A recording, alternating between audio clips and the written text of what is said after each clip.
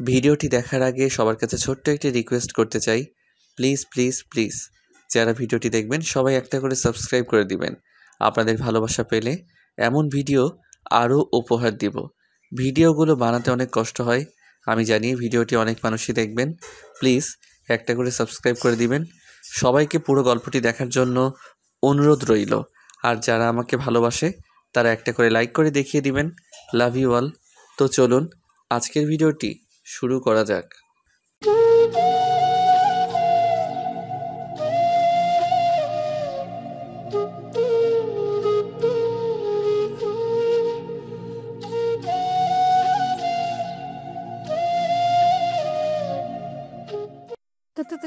তুমি আমার দিকে এমন করে এগোচ্ছ কেন? বর বউয়ের দিকে কেন এগোয় জানেন না আপনি? জানি, কিন্তু তুমি কি করতে চাইছো বলো? কারণ আমি আপনাকে আদর করতে চাই। আমার আদর চাই এখন। আমি তোমাকে বর হিসেবে মানি না, প্লিজ আমার কাছে এসো না। তোমাকে দেখে আমার ভয় লাগছে।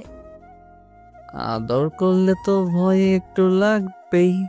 আজকে যদি আদর করি পরে আর ভয় লাগবে না। কাছে আসেন না ভাবি। ঈশান, আমি তোমার ভাবি হই, প্লিজ এরকম কিছু করো না, তাহলে আমার অনেক ভয় লাগবে। আমি তোমাকে অনেক বিশ্বাস করি, প্লিজ আমার সাথে এমন কিছু করো না। ভাবি হতেন কিন্তু এখন আপনি আমার বউ। তাছাড়া আমি আপনাকে বউ হিসেবে মানি, তাহলে ভাবি হিসেবে মানব কেন? আর আপনি কি আমাকে বিয়ে করেছেন দেবর বলার জন্য? হ্যাঁ, আমি তোমাকে বর হিসেবে মানি না। তুমি একদম আমার সাথে উল্টাপাল্টা কিছু করবে না, তাহলে আমি সত্যি এখন চিৎকার করব আর কান্না করে দিব। বলবো তুমি আমার সাথে উল্টাপাল্টা কিছু করেছো। আপনার যা বলার আপনি বলতে পারেন, তাতে আমার কিচ্ছু যায় আসে না। এখন আপনি আমার বউ, আপনাকে আমি আদর করতে পারি। আর আপনি চিৎকার করলে তাতে কেউ আসবে না, সবাই ভাববে আপনি ব্যথা পাচ্ছেন, ওই জন্য চিৎকার করছেন। আচ্ছা, ভাইয়া কি আপনাকে আদর করেনি? নাকি যে আপনি ব্যথা পাবেন? নাকি আপনি এখনো ভার্জিন আছেন? আমার তো মনে হয় না। তার উপর আপনার যে সুন্দর ফিগার, আর যে হট দেখতে, আপনি বিয়ের আগে তো আপনার বয়ফ্রেন্ডের সাথেই সব হয়ে যাওয়ার কথা। ছি ঈশান, তুমি এসব কি বলছো? তুমি এগুলো বলতে পারলে আমাকে? আমি না তোমার ভাবি হই? তুমি এগুলো আমাকে নিয়ে কি করে চিন্তা করতে পারো? পারো না, প্লিজ। আপনি আমাকে যা ভাবার ভাবতে পারেন। তাছাড়া আপনি তো দেখতে সত্যি অনেক হট অ্যান্ড সেক্সি। তাছাড়া ভাইয়ার সাথে আপনার কিছু না হলেও আপনার তো বয়ফ্রেন্ড ছিল, তাই না? তাহলে তার সাথে কিছু হয়নি? ঈশান, আমি কিন্তু তোমার ভাবি হই। তুমি আর একটা বার এসব উল্টাপাল্টা কথা বললে আমি তোমার গায়ে হাত তুলতে বাধ্য হব। সেটা কি খুব ভালো হবে? দেখেন, আপনি আমাকে যতই ভাবি বলে এড়িয়ে যাওয়ার চেষ্টা করেন, আমাকে দেবর সাজিয়ে দূরে সরিয়ে দেওয়ার চেষ্টা করেন, এখন তো আমি আপনার পর, তাহলে আপনি আমার থেকে দূরে সরে যাবেন কেন? আমি তো আপনাকে ভালোবাসি, এখন আপনার থেকে আদর পেতে চাই। তাহলে আপনি আমাকে আদর করতে দিবেন না কেন? নাকি আমি দেখতে খারাপ ভাবি বলেন? আপনি তো বলতেন যে বিয়েটা করে নেবেন, তাহলে এখন আপনি আমাকে মানতে চাইছেন না কেন? নাকি আমি কোনো বাজে কাজ করেছি যার জন্য আপনি আমাকে এমন করে দূরে সরিয়ে দিতে চাইছেন? ঈশান, আমি তোমার চিন্তা ভাবনা দেখে অবাক হয়ে যাচ্ছি। একে তো তুমি আমাকে নিয়ে এরকম বাজে চিন্তা ভাবনা পোষণ করো, তারপর এমন করে তুমি মাতলামি করতেছো। তুমি কি খেয়েছো আমাকে একটু বলবে? তোমার হাব ভাব দেখে আমার ভালো লাগছে না, তাই প্লিজ তুমি এমন কথা না বলে আমাকে বলো কি হয়েছে। আর তুমি তো বলেছিলে বিয়েটা করবে না, তাহলে হুটহাট বাসর ঘরে এসে এরকম করতে শুরু করেছো কেন? কি হয়েছে তোমার? নিজের বউয়ের থেকে কেউ দূরে সরে থাকতে পারে, আমিও পারবো না। তাছাড়া আপনাকে আমার প্রচণ্ড পরিমাণে ভালো লাগে। আর আজকে আপনাকে পুরো আমার বউয়ের মতো লাগতেছে। বউয়ের মতো কি, আপনি তো আমারই বউ। তাছাড়া চিন্তা ভাবনা পোষণ করার কি আছে, এখনকার মেয়েরা তো এরকমই। আর ভাইয়ার সাথে তো আপনার সবই হওয়ার কথা, কারণ 3টা মাস আপনার সাথে ভাইয়ার বিয়ে হয়েছিল। হাহ, তাহলে আপনি কিভাবে ভার্জিন সেটা বলতে চাইছেন? তুমি আমাকে যেমনটা ভাবছো আমি অতটা বাজে মেয়ে নই। দেখো, তোমার ভাইয়া আমাকে বিয়ে করেছিল ঠিকই, কিন্তু সে অন্য কাউকে ভালোবাসতো। তোমার আব্বু তাকে ত্যায্য পুত্র করে দিয়েছিল দেখেই আমাদের বিয়ে দিয়েছিল। আমি বিয়ের 1 মাস পর জানতে পেরেছি তোমার ভাইয়া কারোর সাথে রিলেশনে আছে, কিন্তু তখনও আমাকে ইগনোর করে যেত। আমি তাকে বারবার মায়ের ফেলার চেষ্টা করেছি, কিন্তু সে আমাকে ভালোবাসেনি। আমি যখন বুঝতে পারলাম তখন বাসায় বলে দিই, আর তখন আব্বু আম্মু আমাকে বারণ করেছিল। তোমার বাসায় বলতেই আম্মু বলেছিল মেয়েদেরকে তার স্বামীকে আঁচলে বেঁধে বেঁধে রাখতে হয়। আমিও সেটাই চেষ্টা করেছিলাম, কিন্তু তার বিপরীত হবে। তোমার ভাইয়া যে বাসা থেকে চলে যাবে সেটা আমি ভাবতেই পারিনি। ও, তার মানে আপনি বলতে চাইছেন যে বিয়ের আগে আপনি যাই করেছেন না কেন, না করেছেন, কিন্তু ভাইয়ার সাথে আপনার কিছুই হয়নি, তাই তো? তাতে কি, বিয়ের আগে তো আপনার বয়ফ্রেন্ড ছিল, তাহলে আপনার বয়ফ্রেন্ড আপনাকে আদর করেনি, ভালোবাসেনি? ঈশান, তুমি কিন্তু বাড়াবাড়ি করে ফেলছো।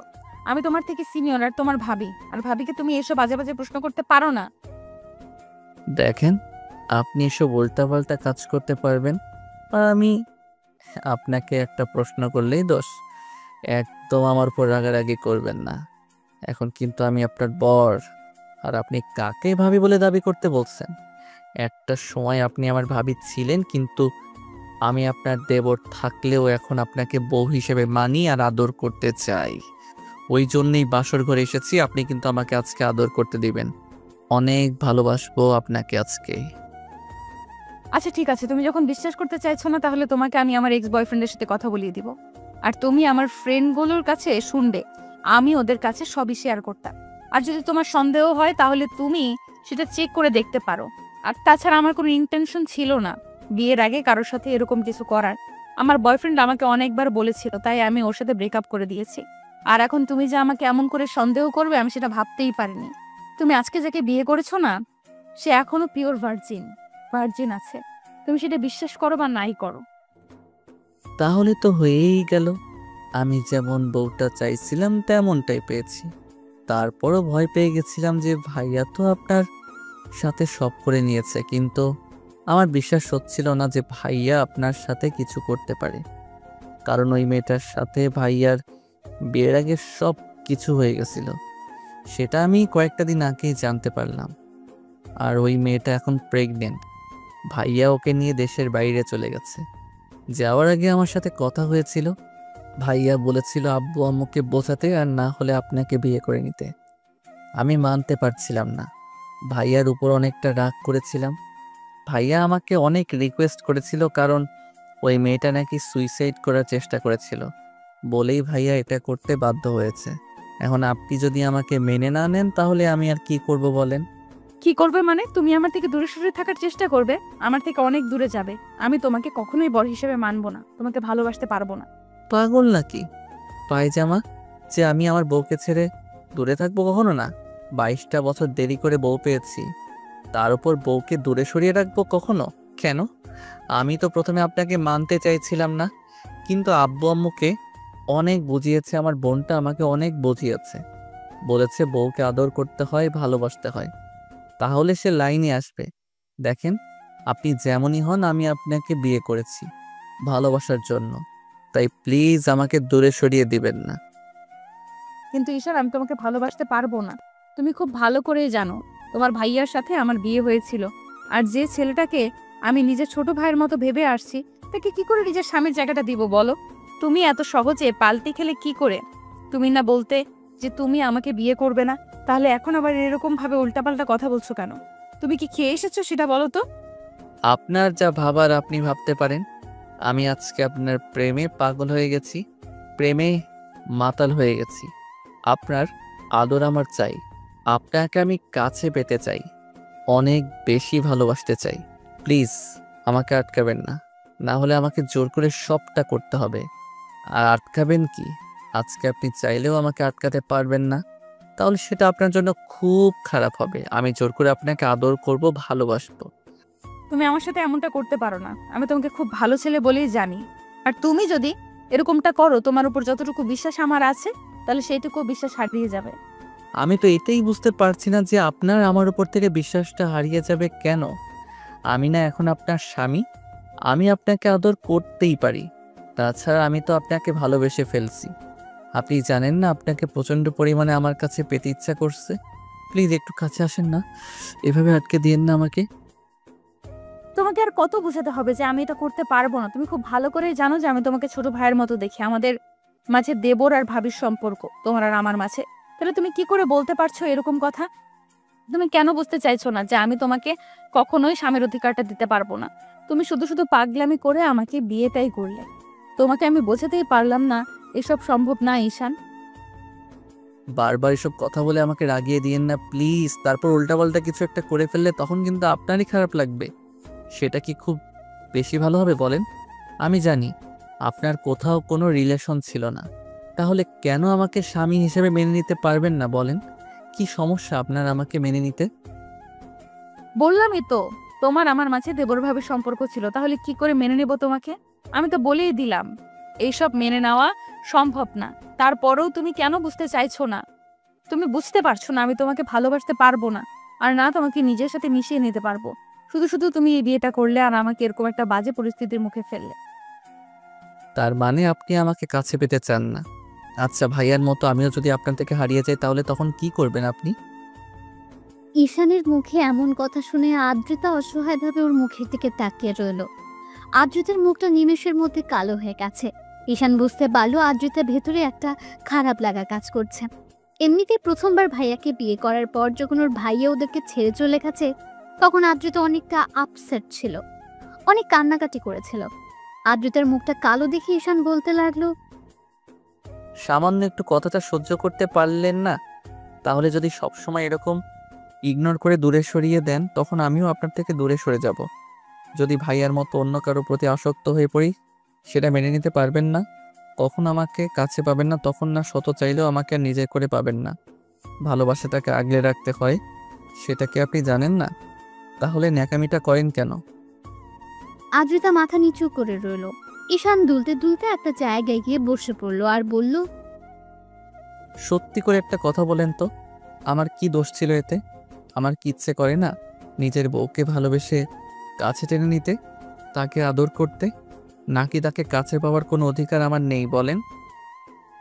ঈশান, আমি জানি আমার দোষ এটাই যে আমি আপনার জুনিয়র, আপনার দেবর ছিলাম। আপনার থেকে আমার মাত্র 3টা বছরের ডিফারেন্স, তাহলে কেন আপনি আমাকে ভালোবাসতে পারবেন না? কি এমন অন্যায় করেছি আমি যার জন্য আপনি আমাকে স্বামীর অধিকার দিতে পারবেন না? আচ্ছা, আপনি তো সময় নিলে পারেন, তারপরও আপনি সেটা করতে চাইছেন না। কি এমন সমস্যা আমার মধ্যে?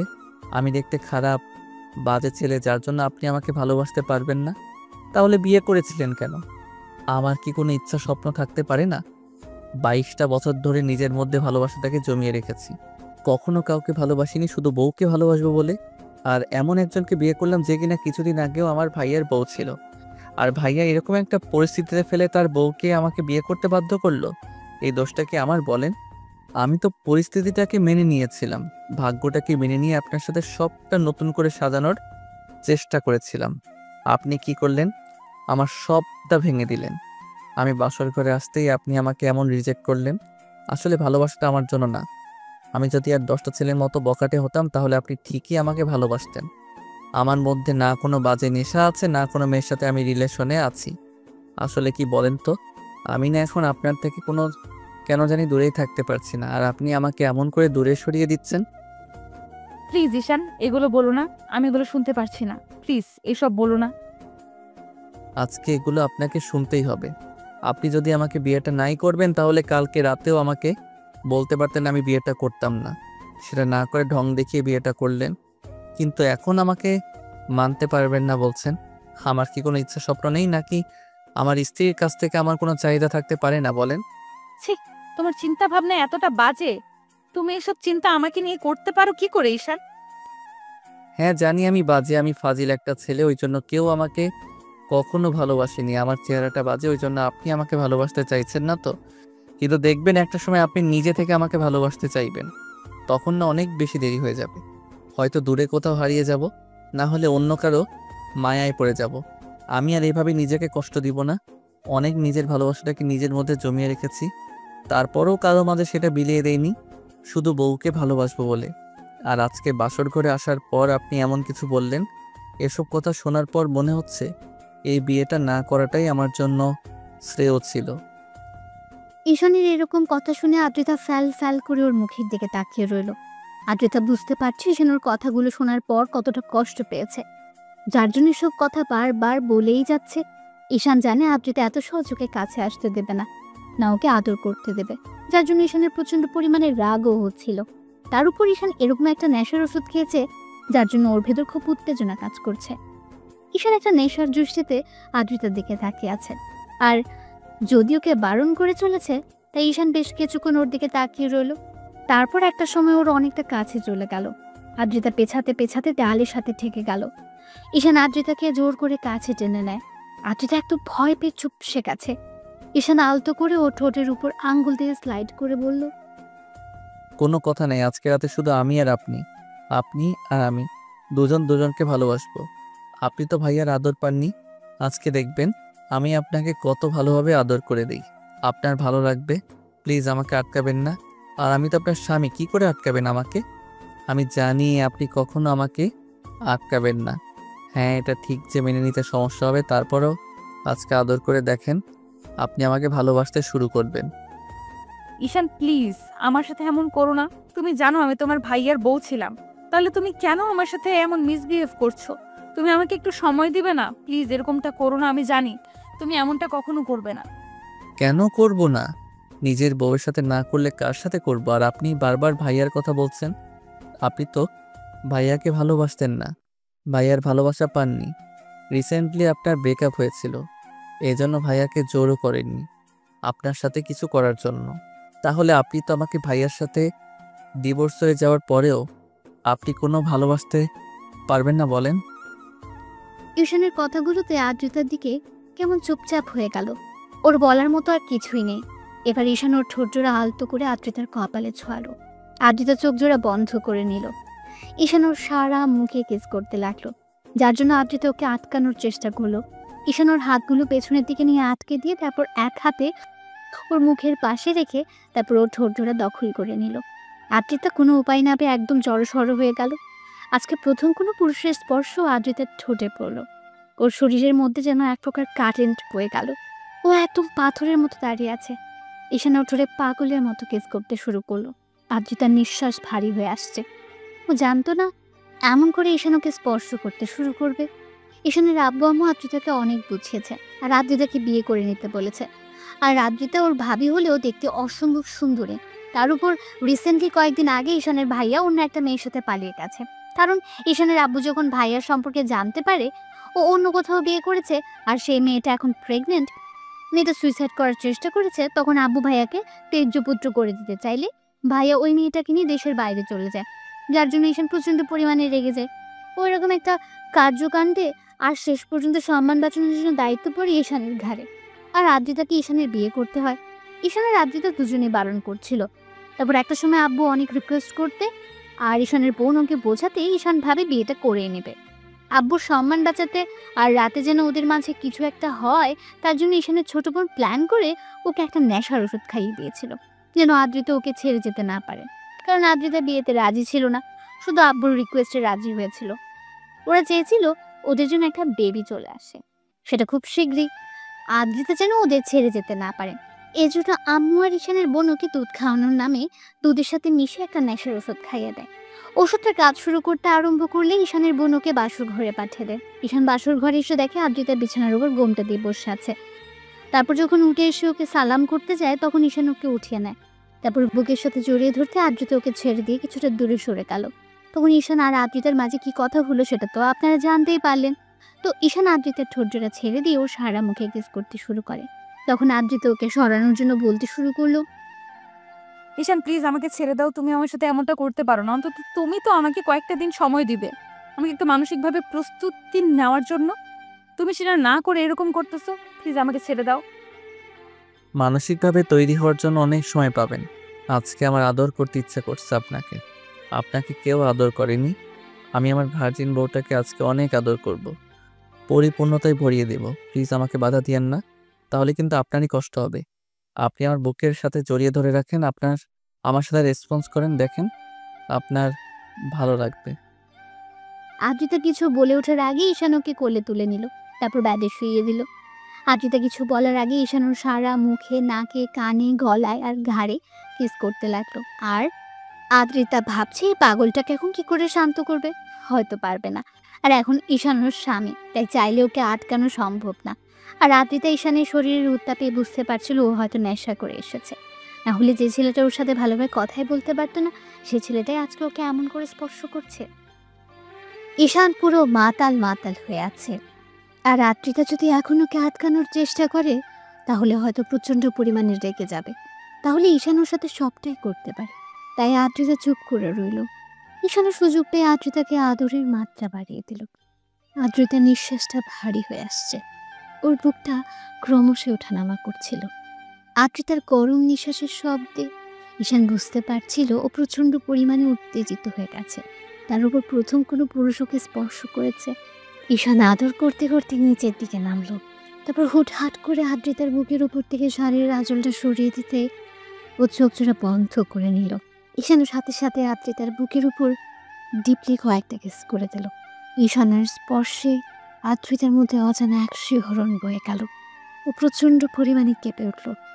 আদ্রিতা আর থাকতে না পেরে ঈশানকে বুকের সাথে খুব শক্ত করে চেপে ধরল। আদ্রিতা থেকে প্রথম কোনো রেসপন্স পেয়ে ঈশানও বুঝে গেল এখন আর আদ্রিতা চাইলে ওকে বাধা দিতে পারবে না। তাই ঈশান আদ্রিতার শরীর থেকে সব কাপড়গুলো সরিয়ে নিয়ে কিস করতে লাগলো। ঈশানের প্রতিটা স্পর্শে আদ্রিতা কেঁপে কেঁপে উঠছিল, আর দুই হাত দিয়ে ঈশানের চুলগুলো আঁকড়ে ধরেছিল। ও অনেকটা উত্তেজিত হয়ে গেছে। এমন পাগল করা স্পর্শগুলো আদ্রিতা সহ্য করতে না পেরে দাঁত দিয়েও ঠোঁটজোড়া কামড়ে ধরল। আদ্রিতা রেসপন্স না করলেও ঈশানকে আর আটকানোর চেষ্টা করছে না। ঈশান পুরো উত্তেজিত হয়ে গেছে। তারপর একটা সময় নিজের শরীর থেকে সবটা খুলে ফেলল। তারপর আদ্রিতাকে আবার আদর করতে শুরু করলো। ঈশানের আদরের মাত্রাটা আস্তে আস্তে দ্বিগুণ হয়ে যাচ্ছে। আদ্রিতার থাকতে না পেরে রেসপন্স দিতে আরম্ভ করলো। তো একটা সময় ঈশান কিস করতে করতে আদ্রিতার নাভি অবধি চলে গেল। তারপর নাভি থেকে বেশ কিছুক্ষণ করে তাকিয়ে রইল। আদ্রিতার কিউট আর হট নাভিটা ঈশানকে আরো উত্তেজিত করে দিচ্ছিল। ঈশানের স্পর্শ না পেয়ে আদ্রিতার চোখ খুলল। ঈশান ট্যাপ ট্যাপ করে ওর নাভিটার দিকে তাকিয়ে আছে। এবার ঈশান আদ্রিতার মুখের দিকে তাকালো। তখন ও বলল, কি দেখো এমন করে? আপনার নাভিটা না অনেক কিউট আর হট, আর নাভির পাশের তিলটা না এত বেশি হট লাগছে, যার জন্য আদর করে ভরিয়ে দিতে ইচ্ছা করছে। আদ্রিতা উত্তেজনার ঘুরে ঈশানের কথাতে লজ্জা পেয়ে পুরো লাল হয়ে গেল। ও কিছু বুঝে ওঠার আগে ঈশান নাভিতে নাক ডুবিয়ে দিল। আদ্রিতা এবার ঘন ঘন নিঃশ্বাস ফেলতে লাগলো। ও বারবার ঈশানের চুলগুলো শক্ত করে দু হাত দিয়ে খামচে ধরেছে। পুরো রুমটা জুড়ে শুধু দুজনের নিঃশ্বাসের শব্দটাই ভেসে বেড়াচ্ছে। ঈশান আদ্রিতার নাভিতে কয়েকটা ডিপলি কিস করলো, আর সাথে অসংখ্য লাভ বাইট দিল। তাতে আদ্রিতা ঈশানকে আরো শক্ত করে ওর নাভির সাথে চেপে ধরলো। তারপর ঈশানও আর দেরি না করে আদ্রিতাকে ভালোবাসার গভীর স্পর্শ দিতে লাগলো। ও প্রথম স্পর্শটা পেতে আদ্রিতা একদম শিউরে উঠলো, আর ওকে শক্ত করে আঁকড়ে ধরল। আদ্রিতার নখগুলো ঈশানের পিঠে বসে যাচ্ছে, সেদিকে ওর কোনো খেয়াল নেই। ঈশান শুধু ওকে স্পর্শের উপর স্পর্শ দিয়ে যাচ্ছে, আর পুরো রুমটা জুড়ে শুধু দুষ্টু মিষ্টি কিছু শব্দ ভেসে বেড়াতে লাগলো। আর আদ্রিতা না চাইতে ওর দেবর জুনিয়র মাতাল বোর্ডটাকে নিজের বুকের সাথে জড়িয়ে নিচ্ছে। তারপর একটা সময় ঈশান ক্লান্ত হয়ে আদ্রিতার বুকে মাথা দিয়ে ওকে জড়িয়ে ধরে ঘুমিয়ে পড়লো। আদ্রিতা কেমন যেন ওর মুখের দিকে তাকিয়ে রইলো। তারপর দুজনের উন্মুক্ত শরীর দিকে তাকিয়ে তারপর কোনো রকম একটা চাদর টেনে দিয়ে ঈশানকে ওভাবেই জড়িয়ে ধরে রেখে ওর চুলের মধ্যে এক হাত নিয়ে খেলা করতে লাগলো, আর চোখের জল ফেলতে লাগলো। আদ্রিতা ভাবতেও পারিনি আজকে ওর লাইফে এমন কিছু ঘটে যাবে। ভেবেছিল ঈশান হয়তো ওর কথাটা মানবে, কিন্তু ঈশান নেশা করে আসছে সেটাও জানতো না। আর তারপর ওর সাথে এমন কিছু করবে সেটা ধারণারও বাইরে ছিল। আদ্রিতা সারাটা রাত আর ঈশানকে সরানোর চেষ্টা করছিল না। ওর মনে শুধু একটু আগে ঈশানের বলা কথাগুলো মনে পড়তে ভাবছিল, ঈশান তো ঠিকই বলেছে, ও তো এখন আমার স্বামী। আমি চাই বা না চাই ওকে আমার মেনে নিতেই হবে। আজকে হোক বা কালকে হোক, ও তো আমাকে ভালোবাসবেই। তাছাড়া ও আমার থেকে ওর এইটুকু ডিজার্ভ করতেই পারে, এটা সাধারণ বিষয়। তাহলে আমি কেন ওকে এরকম রিয়্যাক্ট করছি? এই জন্যই কি ওকে মেনে নিতে পারছি না? কারণ ও আমার দেবর ছিল, আমার বরের ছোট ভাই ছিল। কিন্তু এখন তো ওই মানুষটার সাথে আমার কোনো সম্পর্ক নেই। যে আমাকে ঠকিয়েছে তার জন্য আমি অন্যের ভালোবাসাটা কেন নষ্ট করব? যে আমাকে কষ্ট দিয়েছে তার দেওয়া কষ্টটা আমি আরেকজনকে কেন দেব? হ্যাঁ, ওকে হয়তো মেনে নিতে কষ্ট হবে, কিন্তু আজকে ও যেটা জোরপূর্বক করেছে, এটা না করলে বুঝতেই পারতাম না। স্বামী স্ত্রীর মাঝে এত ভালো মুহূর্ত থাকতেই পারে। তাছাড়া একটা স্বামী তার বউকে এরকম করে ভালোবাসতে পারে। আর যখন আমার কাছে আসলো তখন এত বেশি অস্বস্তি লাগছিল, তাহলে এখন এরকমটা হচ্ছে কেন? ও আমার বুকে শুয়ে আছে, তারপরও তো আমি ওকে সরিয়ে দিচ্ছি না। তাহলে কি আমি ওকে ভালোবাসতে পারবো? আচ্ছা, যখন আমাকে আদর করছিল তখন তো আমি ওকে সরিয়ে দিতে পারলাম না। কি করব? আমি তো কিছুই বুঝতে পারছি না। ওকে ভালোবাসতে পারবো নাকি দূরে সরিয়ে দিব? তাছাড়া ও এখন আমার স্বামী, আমি কি করে ওকে দূরে সরিয়ে দিব? তার উপর আব্বু আম্মু আমাকে এত বেশি ভালোবাসে, নিজের মেয়ে ভাবে। আমি কি ওকে কষ্ট দিব? যার জন্য এরকম একটা পরিস্থিতিতে ও এই বাড়িতে আবারও দ্বিতীয়বার বউ করে এনেছে। তাহলে কেন আমি ওকে মেনে নিতে পারবো না? এত ভালোবাসা যারা আমাকে দিয়েছে তাদের ছেলেকে আমি কি করে কষ্ট দিব? আদ্রিতা এরকম করে ভাবছিল, ওর চোখ দিয়ে পানি পড়ছে। ভাবতে ভাবতে অনেকটা রাত গভীর হয়ে যায়, আর আদ্রিতাও ঈশানকে বুকে নিয়ে ঘুমিয়ে পড়ে। পরদিন জানালার গ্লাস ভেদ করে ভোরের মিষ্টি রোদের আলো এসে আদ্রিতার মুখে পড়ল। আদ্রিতার ঘুমটা ভেঙে গেল। ও চোখ জোড়া খুলতে বুকের উপর কিছু ভারী একটা অনুভব করলো। দেখলো ওকে খুব শক্ত করে জড়িয়ে ধরেছে, আর বাচ্চাদের মতো ওর বুকে মুখ গুজে আছে। আদ্রিতার মুখে আপনা আপনি একটা হাসি ফুটে উঠল। আবার পরক্ষণে কালকে রাতের কথা ভাবতে ওর হাসি মাখা মুখটা লজ্জায় একদম লাল হয়ে গেল। খেয়াল করলো ঈশান ওকে এত শক্ত করে জড়িয়ে ধরে রেখেছে, যার জন্য মনে হচ্ছে ওর বুকের মধ্যেই ঢুকে যাবে। আদ্রিতা কিছুক্ষণ ওর মুখের দিকে তাকিয়ে রইল। আদ্রিতা বারবার কালকের রাতের কথা ভেবে লজ্জায় পুরো লাল হয়ে যাচ্ছিল, কারণ কালকে রাতে ঈশান ওকে এত এত বেশি আদর করেছে, যেটা আদ্রিতার কল্পনাতেও ছিল না। ঈশান ওকে এত বেশি গভীরভাবে স্পর্শ করেছিল যে মুহূর্তটাকে আদ্রিতা কখনোই ভুলতে পারবে না। আদ্রিতা খেয়াল করলো ঈশানের পুরো মুখে আর সারা শরীরে লিপস্টিকের অসংখ্য ছাপ, যেটা দেখে ওর বুঝতে বাকি রইল না কালকে রাতে কি একটা কাজ করে ফেলেছে। সাথে সাথে ওর মুখটা লজ্জায় লাল হয়ে যাচ্ছে। এবার আদ্রিতা নিজে নিজেই বলতে আরম্ভ করলো, ইস, এগুলো কখন করলাম? এগুলো যদি এই পিচ্চিটা দেখে তাহলে তো ও পুরো লজ্জায় ফেলে দিবে।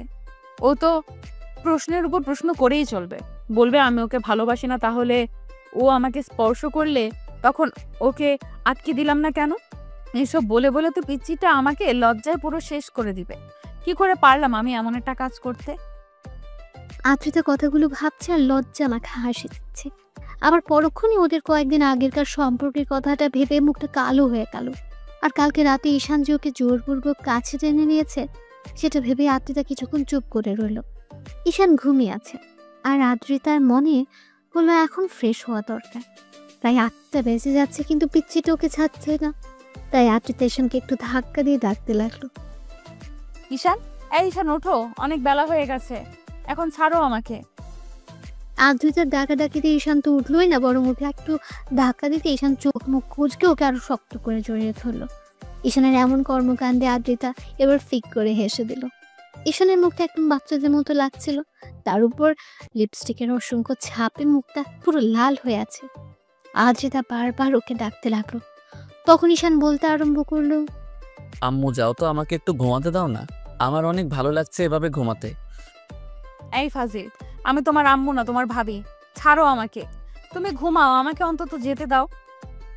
ঈশান আর কোনো কথা বলল না, তাই আদ্রিতা ওকে জোর করে ছাড়িয়ে নিল। তখন ঈশান কিছু একটা খুঁজতে লাগলো। আদ্রিতা কোল বালিশটাকে এগিয়ে দিলে ঈশান কোল বালিশটা জড়িয়ে ধরলো।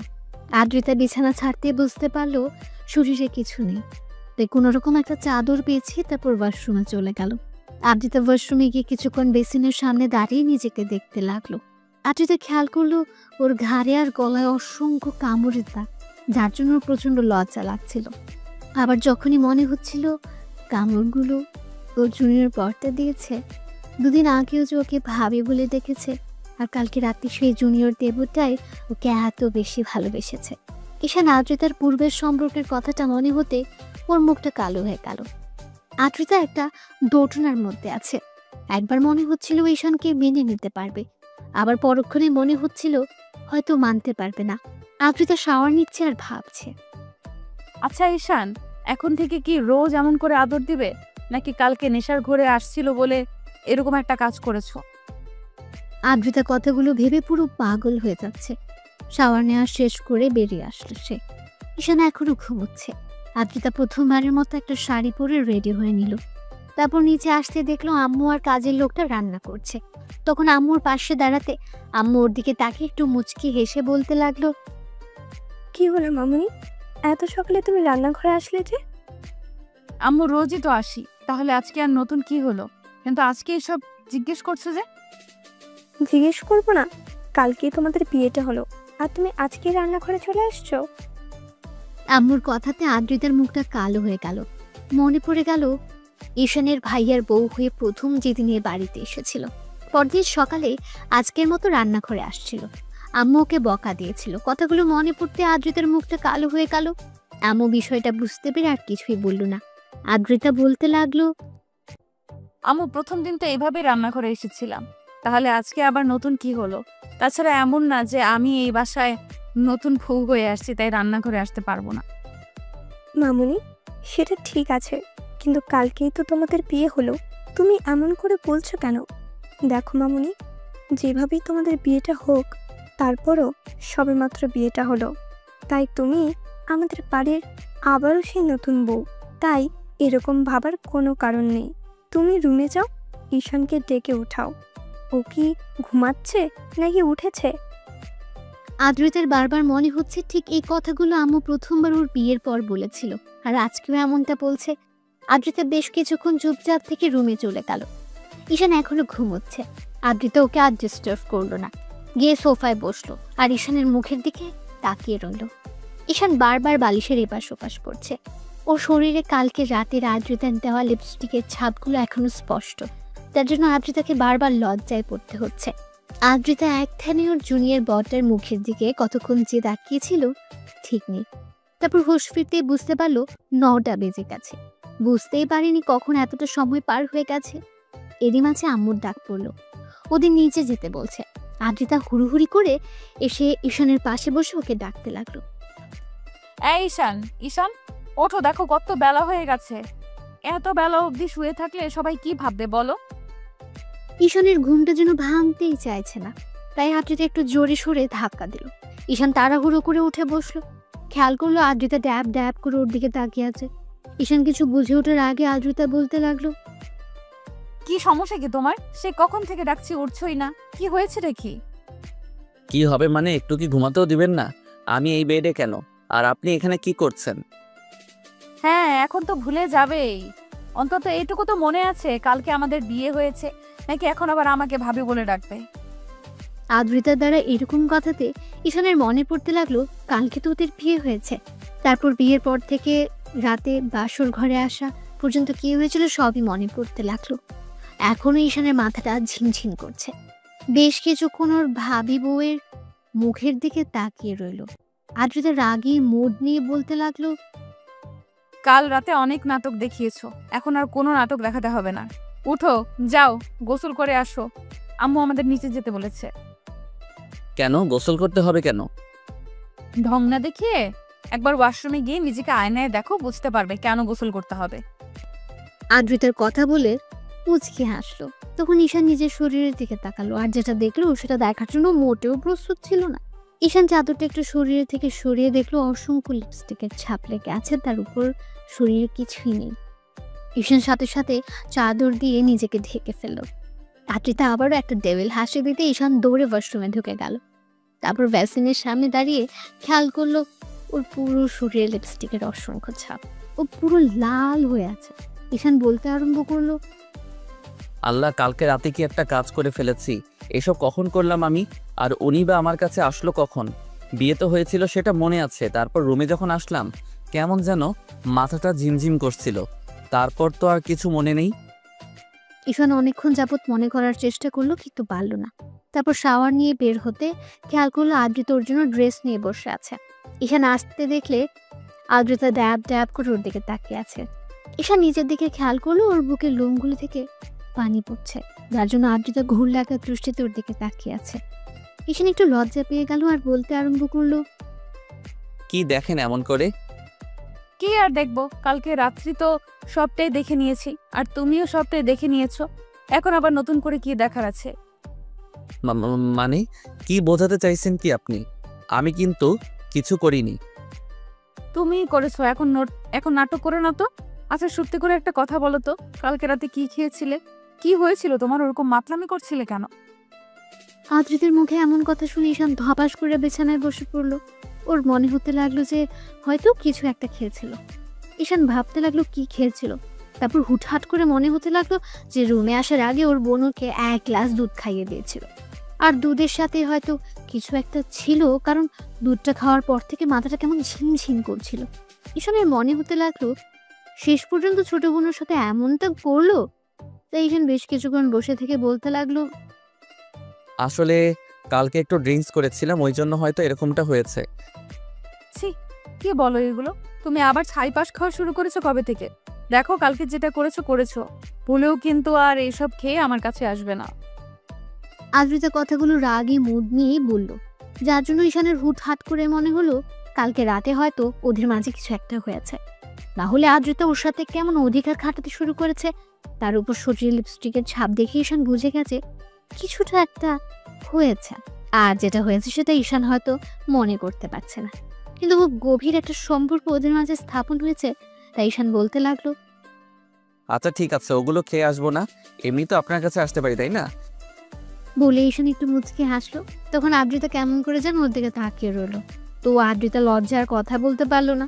ঈশান রেডি হয়ে নিতে চলে গেল, আদ্রিতাও পেছন পেছন গেল। তারপর সিঁড়ির কাছে আসতেই দুজন একসাথে নামলো। দুজন খাবার টেবিলের সামনে আসলো। ঈশান চেয়ার টেনে বসলো, আর আদ্রিতাকে দাঁড়িয়ে থাকতে দেখে আম্মু ওকে ইশারায় ঈশানের পাশে বসতে বলল। আদ্রিতাও বসলো। এবার ঈশান খেয়াল করলো ওর ছোট বোন মিহি কেমন করে যেন ওর দিকে তাকিয়ে আছে আর মুচকি মুচকি হাসছে। তখন ঈশান ভাবলো, কি মনে করেছিস আমি কিছুই বুঝতে পারিনি? তোর জন্য সব হয়েছে। তুই উল্টাপাল্টা জিনিস খাইয়ে দিয়েছিস আমাকে, আর যার জন্য ভাবির সাথে আমি এমন একটা কাজ করেছি। কি লজ্জায় পড়তে হলো। যতই উনি আমার বউ হোক, কিন্তু প্রথম দিনে এরকম একটা কাজ করে ফেললাম। হয়তো জোরপূর্বক ওনার সাথে সবটা করেছি, যার জন্য উনি এমন রাগ দেখাচ্ছে। তো সবাই খাওয়া শুরু করলো। তখন আম্মু বলতে আরম্ভ করলো, আপু শোনো, খাওয়া দাওয়া করে কোথাও বের হতে হবে না। তুমি এক কাজ করো, আদ্রিতা মামনিকে নিয়ে শ্বশুর বাড়ি থেকে ঘুরে আসো। শ্বশুর বাড়ির কথাটা শুনে ঈশান ভীষণ গেল আর কাশতে আরম্ভ করলো। তখন আদ্রিতা তাড়াহুড়ো করে ওর দিকে 1 গ্লাস পানি এগিয়ে দিতে লাগলো, আর মিহি বলতে লাগলো, দেখেছো আম্মু, এমনিতে কত ভালোবাসা, 8 দিন পরেই আসে। ভাইয়া শ্বশুর বাড়ির কথাটা শুনে তুই বিষম খেলি কেন? এত অবাক হওয়ার কি আছে? আদ্রিতা ঈশানকে পানি খাওয়াতে ব্যস্ত ছিল। ঈশান পানিটা খেয়ে মিহির দিকে রাগী চোখে তাকিয়ে রইল। তখন মিহি বলল, আমি বলছি যে বিয়ের দ্বিতীয় দিন তো শ্বশুর বাড়িতে থাকতে হয়, তাই না? তাহলে যাবে না কেন? ভাবি তুমি একটু ভাইয়াকে বলো না। আদ্রিতার সামনে কি বলবে, এটা তো স্বাভাবিক বিষয়। বিয়েটা যেভাবেই হোক, এখন তো ওটাই ঈশানের শ্বশুর বাড়ি, তাহলে যাবে না কেন? অবশ্যই যাবে। ওগো, তুমি বলো না কেন? তোমার ছেলে কিন্তু আমার কথা শুনবে না। যাবে না মানে 100 বার যাবে। আর আব্বু এখন বাসা থেকে বের হবে না। আমি খুব ভালো করে জানি বিয়ের জন্য তুমি এই কয়দিন বাসা থেকে বের হওনি, যার জন্য আশপাশ করছো। খাওয়া দাওয়া করেই হয়তো বেরোনোর চিন্তা ভাবনা নিয়েছো। কোথাও বেরোতে হবে না। কয়েকদিন আদ্রিতা মামনিকে সময় দাও, ওদের বাসা থেকে ঘুরে আসো, তারপর অফিসের কাজটা দেখতে শুরু করবে। আব্বু অফিসের কাজ, তাও আবার আমি না করলে হয় না? এখনো তো পড়ালেখাটাই শেষ করতে পারলাম না। দেখো আব্বু, লেখাপড়া শেষ করতে পারোনি তাতে কি, এখন তো তোমাকে এসব দায়িত্ব নিতেই হবে। তুমি ছাড়া আর কে আছে বলো দায়িত্ব নেওয়ার মতো? মিহি সবে মাত্র কলেজে পা রাখলো, ওকে কি দায়িত্ব দিব? আর একটা মেয়ে হয়ে এত দায়িত্ব কি করে নেবে? আব্বু আমি তো বলিনি ছোট বোনকে সব দায়িত্ব দিতে। মেয়ে হয়ে কেনই বা এই দায়িত্ব নিবে? তাহলে সেটাই যেন হয়। তোমাকে আব্বু যেটা বলেছে সেটাই শোনো। আর ভাবিকে নিয়ে আজকে ঘুরতে আসবে, কেমন? আমরা খুব শীঘ্রই একটা পুচকে দেখতে চাই যে আমাকে ফুপি বলে ডাকবে। মিহির এরকম বেফাস কথা শুনে ঈশান আবারও কাশতে আরম্ভ করলো। এবার আদ্রিতা লজ্জা পেয়ে দৌড়ে সেখান থেকে চলে গেল।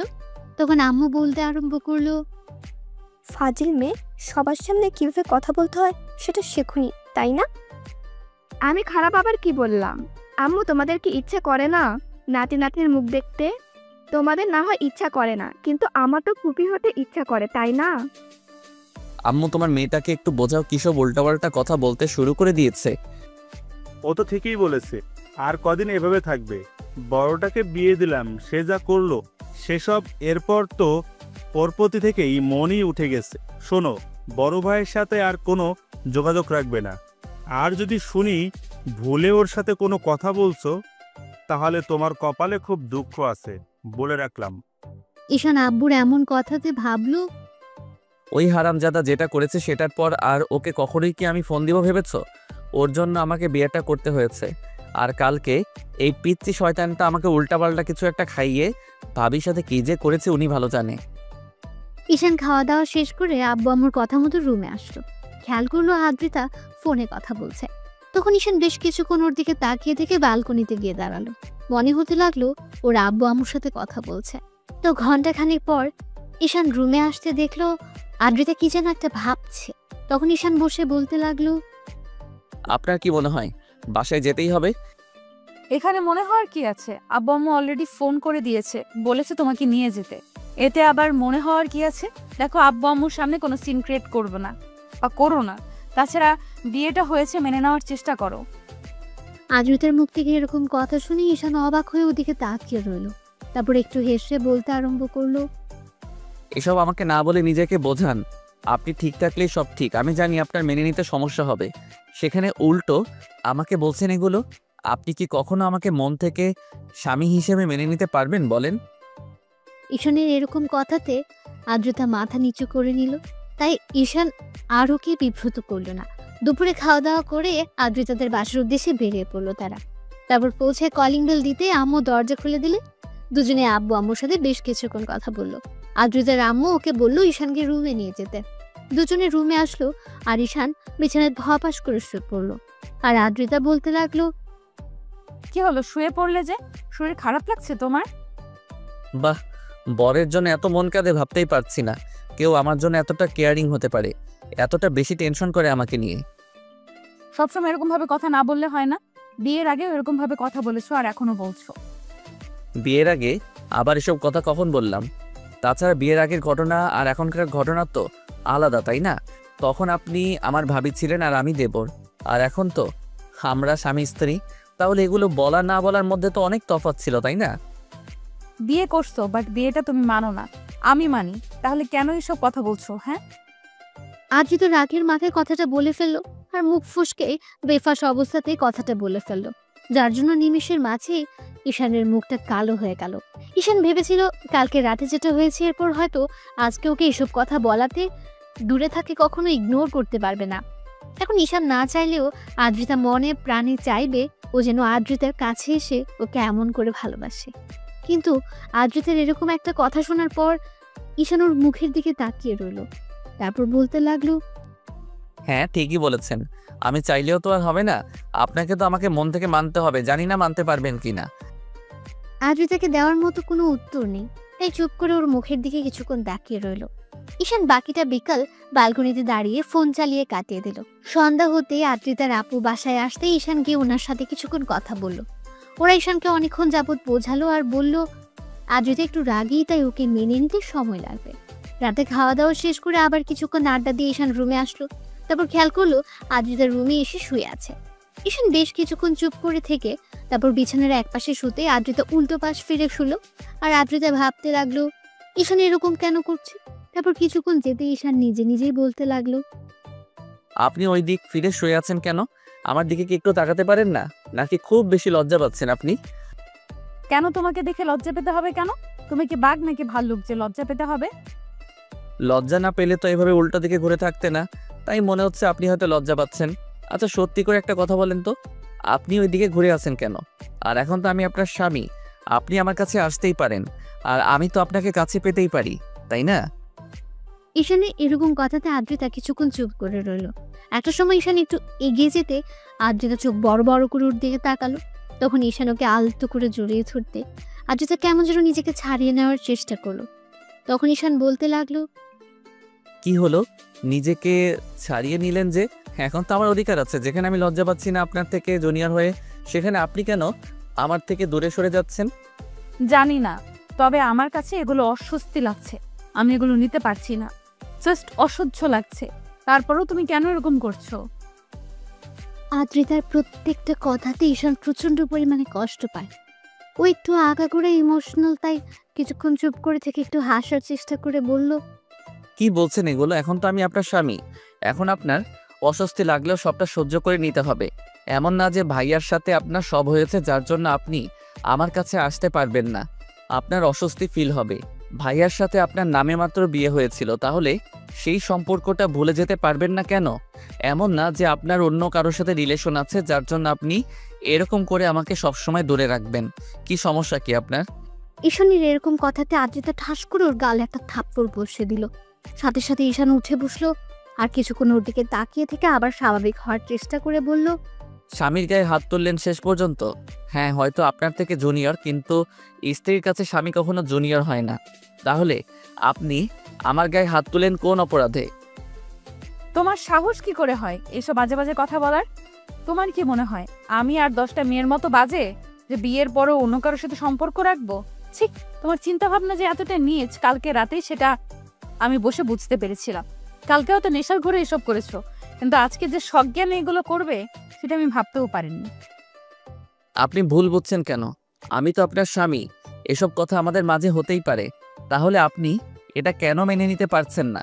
আচ্ছা, সত্যি করে একটা কথা বলেন তো, আপনি কি বিয়েটা মন থেকে মানতে পারেননি, নাকি আমি আপনার থেকে জুনিয়র বলে আপনি এখন আমাকে মেনে নিতে চাইছেন না? বলেন। ঈশানের কথাতে আদ্রিতার মনে পড়ে গেল কালকে রাতে তো ঈশান এসব কথা বলেছিল। তার উপর কালকে নিজে থেকে ঈশানকে আটকানোর চেষ্টা না করলেও নিজের অনিচ্ছা সত্ত্বেও ওকে নিজের সাথে জড়িয়ে নিয়েছিল। সারা রাত ওকে বুকের সাথে জড়িয়ে নিয়ে ঘুমিয়েছে। তাহলে আজকে একটা দিন যেতে না যেতে ঈশানের সাথে এরকম ব্যবহার করছে। আদ্রিতা ভাবছে ঈশান কি করে এসব বাজে চিন্তা করছে। আদ্রিতা চুপ করে আছে। ঈশান প্রচন্ড পরিমাণে খারাপ লাগলো। ও উঠে গিয়ে ব্যালকনিতে দাঁড়ালো আর চোখ জোড়া বন্ধ করতে দুফোঁটা অশ্রু গড়িয়ে পড়লো। আদ্রিতার মনে হতে লাগলো, না না, এইসব আমি কি করছি? ওকে ভালোবাসতে পারি না, কিন্তু ওকে কষ্ট দেওয়াটা আমার পক্ষে অন্যায়। তাছাড়া ও হয়তো আস্তে আস্তে আমার প্রতি দুর্বল হচ্ছে, আর কালকেও আমাকে বিয়ে করে নিয়েছে। আমি তো এখনো ওর স্ত্রী। তাহলে কি করে ওকে এমন করে গায়ে হাত তুলতে পারলাম? এত ভাবনা চিন্তার পরেও আজকে আমি ওর গায়ে হাত তুললাম। এটা আমি কি করলাম? কি করে করতে পারলাম? অর্ধেক রাত অব্দি ঈশান ব্যালকনিতে দাঁড়িয়ে কাটিয়ে দিল। তারপর রুমে এসে কোনো রকম বিছানার একপাশে শুয়ে পড়লো। সকালে ঈশানের ঘুম ভাঙতে খেয়াল করলো আদ্রিতা ওর বুকে মুখ গুজে শুয়ে আছে। এমন কিছু দেখে ঈশান অবাক হলো, ওর দিকে তাকিয়ে রইলো। তারপর আদ্রিতার ঘুম ভাঙলো, দেখলো ঈশান ড্যাব ড্যাব করে তাকিয়ে আছে।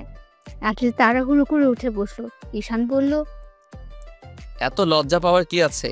নিজের স্বামীর বুকেই তো মাথা রেখে ঘুমিয়েছিলেন, তাহলে লজ্জা পাওয়ার কি আছে? দেখেন, এখন থেকে হয়তো আপনার একটু সমস্যা হবে আমাকে মেনে নিতে, কিন্তু আস্তে আস্তে ঠিক হয়ে যাবে। তাই এত লজ্জা পাওয়ার কিছু নেই। আদ্রিতা কিছু না বলে ওয়াশরুমের দিকে চলে গেল। ঈশান মুচকি মুচকি হাসতে লাগলো। এভাবে পুরো 5-6টা দিন ঈশান আদ্রিতার বাসায় ওর আব্বু আম্মুর কথাতে কাটিয়ে বাসায় ফিরলো। বাসায় ফিরে একটা দিন রেস্ট নিয়ে আব্বু ঈশানকে অফিসে যেতে বলল। তো পরদিন সকাল থেকে অফিসে যাবে ভেবে ঈশান তাড়াতাড়ি শুয়ে পড়ে। একটু পর আদ্রিতা এসে পাশে শুতে ঈশান ওর দিয়ে ফিরলো। সাথে সাথে আদ্রিতা একটু সরে যেতে গেলে ঈশান ওকে টান দিয়ে নিজের কাছে টেনে নিল। তারপর ওকে বুকের সাথে শক্ত করে জড়িয়ে ধরতেই আদ্রিতাকে ছাড়িয়ে নেওয়ার চেষ্টা করে ঈশান বলতে লাগলো, ভালো না বাসতে পারেন, ইগনোরটা অন্তত করিয়েন না। সেদিন রাতের পর থেকে আমি আপনার স্পর্শগুলো এখনো ফিল করতে পারি। আপনি আমাকে ভালো না বাসেন, কিন্তু আমি আপনাকে যেমন করে ভালোবাসতে চাই আমাকে তেমন করে সুযোগ দেন। আমি কি সেই সুযোগটা পাবো না আপনার থেকে? আদ্রিতা তারপর ঈশানকে ছাড়িয়ে নেওয়ার চেষ্টা করলো। ঈশান বুঝতে পারলো ওর অসুস্থ ফিল হচ্ছে, তাই ঈশান ওকে ছেড়ে দেয়। আদ্রিতা কিছুক্ষণ ওর দিকে তাকিয়ে থেকে বিছনা ছেড়ে উঠে গেল। এবার ঈশানের নিজের উপরে রাগ হচ্ছিল। তখন উঠে ওয়াশরুমে গিয়ে চোখে মুখে পানি দিল। তারপর বাসা থেকে বেরিয়ে যেতে গেলে আদ্রিতা ওকে কয়েকবার ডাকলো। ঈশান দাঁড়ালো না, খুব রাগ হচ্ছে আজকে। যে মেয়েটাকে বিয়ে করলো সে হয়তো ওর ভাবি ছিল, কিন্তু এখন তো ওর বউ। তাহলে আব্বু আম্মুর কথা দিয়ে তাকে মেনে নেওয়ার চেষ্টা করাটা কি ওর জন্য অপরাধ ছিল? কথাগুলো ভাবতে খুব রাগ হচ্ছিল। সারাটা রাত ঈশান বাসায় ফিরল না। অন্যদিকে টেনশন হচ্ছিল যে এমন করে ওকে ইগনোর করাটা ঠিক হয়নি। পরদিন সকালে ঈশান বাসায় ফিরতে কলিং বেল দিতেই আদ্রিতা তাড়াহুড়ো করে উঠে গিয়ে দরজা খুলে দিল। এমন কিছু দেখে শুনে ঈশান অবাক হয়ে গেল, আর ঈশানকে কোনো প্রশ্ন করার আগে ওর রুমের দিকে চলে গেল। ওর পেছন পেছন গেল ঈশান, গিয়ে কোনো রকম বিছানায় গিয়ে গা এলিয়ে দিতে আদ্রিতা বলতে লাগলো, এই সারা রাত কোথায় ছিল তুমি? তোমাকে কতবার কল করেছি, একটাবার দেখো। যেখানে থাকি আপনাকে অত টেনশন করতে হবে না, এত ভালোবাসা দেখাতে হবে না। যেটা সত্যি নয় সেটা দেখে কি লাভ বলেন? ঈশানের কথাতে আদ্রিতা মাথা নিচু করে নিল। ঈশান কিছুক্ষণ চুপচাপ রেস্ট নিয়ে তারপর অফিস টাইম হতেই কোনো রকমের রেডি হয়ে খাওয়া দাওয়া করে বেরিয়ে পড়লো। আর আদ্রিতাকে একটাবার বলেও গেল না, যার জন্য ওর মন খারাপ হলো। আবার পরক্ষণে মনে হলো ও তো ঈশানকে কাছে আসতে দিতে চায় না, তার উপর স্বামী হিসেবে মানেই না। সেদিন রাতে হয়তো জোর করে তার কাছে এসেছিল, কিন্তু সেদিনের পর থেকে আর ঈশানকে তেমন করে কাছে টেনে নিতে পারেনি সে। ওই রাতে ওদের মাঝে যাওয়া হয়েছিল, তারপর আর কখনো ঈশান ওকে জোর করেনি, কিংবা আদ্রিতার কাছেও আসেনি। ঈশান অফিসে গিয়ে কোনো কাজে মনোযোগ দিতে পারছিল না, বারবার আদ্রিতার করা অবহেলা কথাগুলো মনে হচ্ছিল। ঈশান চুপচাপ বসে রইল। তারপর দুপুর টাইম হতে অফিস ছেড়ে বেরিয়ে গেল। কিছুক্ষণ একটা নদীর পাড়ে বসে একা একা কথাগুলো ভাবলো। মাঝে ঈশানের বন্ধু রাজ ওকে কল করলো, তখন রিসিভ করে বলতে লাগলো, নদীর পাড়ে আসি, চলে আয়, আর প্রশ্ন করিস না। ঈশান কলটা কেটে দিল। তো 15 মিনিট পরে রাজ আসলো। ঈশান অন্যমনস্ক হয়ে বসে আছে, গায়ে অফিসের ড্রেস। রাজ গিয়ে ঈশানের পাশে বসলো। ঈশান একটা বার ওর দিকে তাকালো, তখন রাজ বলতে আরম্ভ করলো, বুঝতে পারছি কোনো এক কারণে মন খারাপ। তো বল, মন খারাপের কারণটা কি ভাবি? ঈশান হ্যাঁ সূচক উত্তর দিল। তখন রাজ চুপ করে থেকে আবার জিজ্ঞেস করলো, চুপ করে থাকিস না, যেটা হয়েছে সেটা আমাকে বল। আমি জানি ভাবি হচ্ছে তোকে মেনে নিতে সময় নেবে, একটু ইগনোরও করবে। তার জন্য মন খারাপ করে থাকলে হয়? তোকে একটু বেশি বেশি ভালোবাসা দেখাতে হবে। তুইও যদি মন খারাপ করে থাকিস কিংবা রাগ করে ভাবির থেকে দূরে সরে যাস, তাহলে দেখবি কখনোই তোরা এক হতে পারবি না। ঈশান বিয়ের রাতের ঘটনাগুলো রাজকে খুলে বলল। তারপর থেকে ওকে ইগনোর করছে, সবটাই বললো। আগে তো যেটুকু দেবর হিসেবে কথা বলতো, এখন তো তার অর্ধেকটুকুও বলে না। কথাগুলো ভাবতেই ঈশানের খারাপ লাগছে। এবার রাজ বলতে লাগলো, এই সামান্য বিষয় নিয়ে মন খারাপ থাকলে হবে? তোকে ভাবির কাছে যেতে হবে, জোর করে হলেও ভালোবাসাটা বোঝাতে হবে।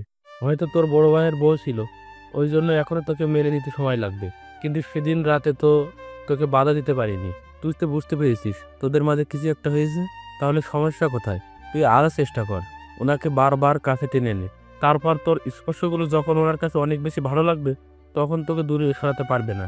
হয়তো লজ্জার কারণে তোকে কাছে টেনে নিতে পারছে না, কিন্তু তুই যখন ওনার কাছে যাবি তখন তোকে দূরে সরিয়ে দিতে পারবে না।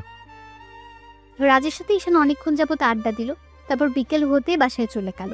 বাসায় ফিরে ফ্রেশ হয়ে রুমে আসলো। ব্যালকনিতে আদ্রিতা দাঁড়িয়ে আছে। ওকে দেখে ঈশানের মাথায় একটু শয়তানি বুদ্ধি চাপলো, আর রাজের কথায় মনে হতে লাগলো, উনি যতই আমাকে ইগনোর করুক তাতে কি, একটা সময় তো দেবর ছিলাম, ওই জন্য হয়তো রাজের কথাটাই ঠিক যে আমাকে কাছে টেনে নিতে চাইছে না, কিন্তু কতদিন দূরে সরিয়ে রাখতে পারে সেটাও আমি দেখে নিব। ঈশান মুচকি মুচকি হাসছে আর কথাগুলো ভাবছে। এর মাঝে খেয়াল করলো বাতাসের শাড়িটা আদ্রিতার প্যাটের উপর থেকে সরে যাচ্ছে, যার জন্য ওর উন্মুক্ত কোমরটা বেশ ভালোভাবে দেখা যাচ্ছে। ঈশান নিজেকে আটকে রাখতে পারলো না, আদ্রিতার কাছে গিয়ে দাঁড়ালো। তারপর পেছন থেকে ঝাপটে জড়িয়ে ধরে ওর প্যাটের উপর 2 হাত রেখে তারপর চুলে মুখ গুজে দিল। আদ্রিতার সাথে সাথে চমকে উঠল। তারপর ঈশানকে ছাড়িয়ে নিয়ে ওর দিকে একবার তাকাতে ঈশান হুটহাট করে ওর কপালে একটা চুমু দিয়ে দিল।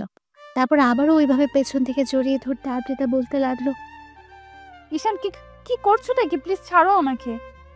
আর কতবার নিজেকে ছাড়িয়ে নেবেন, আর কতবারই নিজেকে আমার থেকে দূরে সরিয়ে দিবেন বলুন? আমি কি আপনার ভালোবাসাটা কখনোই পাবো না? আপনি আমাকে ভালো না বাসেন, আমি তো বাসি। আমাকে নিজের মতো করে বাঁচতে দেন। স্বামী কষ্ট পেলে সেই কষ্টটার জন্য স্ত্রীকে উপরওয়ালার কাছে কিন্তু জবাবদিহিতা করতে হবে, সেটা জানেন তো? তাই আমাকে দূরে সরানোর চেষ্টা করবেন না, তাতে আমি কষ্ট পাবো। ঈশান বোঝায়। আমি জানি আপনি আমাকে স্বামী হিসেবে মানেন না, আমাকে বিয়েটা করতে চাইছিলেন না। আমি তো আপনাকে এখন ভালোবেসে ফেলেছি। বিয়ের প্রথম দিন রাতে আমি ওরকম উল্টাপাল্টা জিনিস খেয়ে এসে আপনাকে যেমন করে স্পর্শ করছি, সেই কথাগুলো তো আমি ভুলে যেতে পারছি না। আমার ওরকম স্পর্শটা আবারও চাই, তাহলে কেন আমাকে দূরে সরিয়ে দেন? আদ্রিতা কিছু বলতে কেউ পারল না। আর ঈশান ওর মনের অব্যক্ত অনুভূতিগুলো আদ্রিতাকে জড়িয়ে ধরে রেখে প্রকাশ করলো। আদ্রিতা বেশ অস্বস্তি লাগছিল। ঈশান যেটা বুঝতে পেরে ওকে ছেড়ে দিল আর বলতে লাগলো, একটা কথা কি জানেন তো, এতদিন ভাইয়া ভালোবাসার জন্য আপনি ছটফট করেছেন, আর এখন তার ছোট ভাই আপনাকে ভালোবাসে তো খুব বেশি কাছে পেতে চাইছে, ভালোবেসে উজাড় করে দিতে চাইছে, সেটা আপনি সহ্য হচ্ছে না, সেটা আপনি তুচ্ছ ভাবছেন। কিন্তু যখন খুব বেশি দূরে চলে যাব তখন দেখবেন এই ভালোবাসাটাই আপনার কাছে অমূল্য হয়ে যাবে, খুঁজে পাবেন না আমাকে। এই স্পর্শগুলো তখন মনে করিয়ে দিবে আপনার এই জুনিয়র বর আপনাকে কতটা ভালোবাসতো। ঈশান আদ্রিতার কাছে আসার চেষ্টা করে আরও ঈশানকে এমন করে দূরে সরিয়ে দেয়। তো এভাবে পুরো একটা মাস কেটে গেল। এর মাঝে ঈশান যতবার আদ্রিতার কাছে যাওয়ার চেষ্টা করেছে, আদ্রিতা ততই ওকে ইগনোর করেছে। আর এই একটা মাসে ঈশান বেশ কয়েকবার আদ্রিতার সাথে শারীরিক সম্পর্কে লিপ্ত হয়েছে। কারণ ঈশান এখন কষ্ট পেলেই নেশা করে বাসায় ফেরে, যার জন্য আদ্রিতা ওকে আটকে রাখতে পারে না। আর মিহিও ঈশানের আর আদ্রিতার বিষয়টা বুঝতে পেরে কয়েকবার ঈশানকে ওসব উল্টাপাল্টা ওষুধ খাইয়ে দিয়েছিল। আর ঈশানও সেই মাতলামি করে আদ্রিতাকে জোরপূর্বক ভালোবাসা ভরিয়ে দিয়েছে, যার জন্য আদ্রিতা চাইলেও আর ঈশানকে আটকে রাখতে পারেনি। তো বেশ কয়েকটা দিন পরের ঘটনা, দুপুরের দিকে ঈশান বাসায় আসে, দেখে আদ্রিতা তার সাথে যেন হেসে হেসে কথা বলছে। ঈশান বেশ কিছুক্ষণ ওর সাথে কথা বলার চেষ্টা করলে যখন আদ্রিতা কোনো রেসপন্স করছিল না, তখন ঈশানের বেশ খারাপ লাগলো। অন্যদিকে আদ্রিতা জানে ঈশানকে যদি একটু সুযোগ দেয় তাহলে ও দুষ্টুমি করতে শুরু করবে। এমনিতেই তো আর ঈশান অফিস থেকে ফিরে আসেনি, তাই আদ্রিতা ঈশানকে কোনো পাত্তা দিল না। ওর প্রচণ্ড পরিমাণ রাগ হয়ে গেল, কন্ট্রোল করতে না পেরে টেবিলের উপরে থাকা একটা কাচের গ্লাস নিয়ে দেওয়ালে ছুঁড়ে মারল, তারপর বাসা থেকে বেরিয়ে গেল। ঈশানের এরকম রাগান্বিত চেহারা দেখে আদ্রিতা ভয় পেয়ে গেল। ঈশানের প্রচণ্ড পরিমাণে খারাপ লাগলো, ভাবলো যে মানুষটাকে এত বেশি ভালোবাসে সে ওকে এরকম করে ইগনোর করছে। তো সারাটা দিন ঈশান আর বাসায় ফিরল না।